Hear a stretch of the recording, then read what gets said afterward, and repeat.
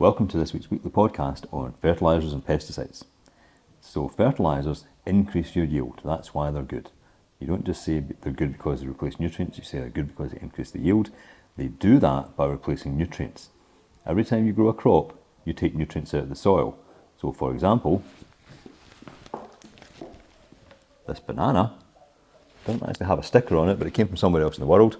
We are not going to send those nutrients back. Those nutrients get taken out of the soil there, they're not going back. So the people who grew this banana have to replace those nutrients, and they do that by adding fertilisers. Could be chemical fertilisers, could be natural fertilisers like manure. The other thing we had to learn about was pesticides, and what pesticides do is they kill off insects that would eat the crop. Those insects are called pests, so pesticide kills them. Now, generally this is good because the pesticide will increase the yield because it kills off things that would eat the crop. There's a downside with pesticides though. They may kill beneficial insects. They might kill off bees, and if they kill off bees, there'll be no apples, and that would be a disaster for Scotland because we wouldn't have any apple crumble, we'd have to eat rhubarb crumble instead.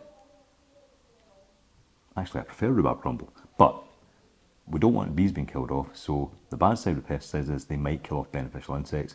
The good side is they kill off insects that eat our crops and increase the yield. Usually these things increase the yield, which means we can feed more people.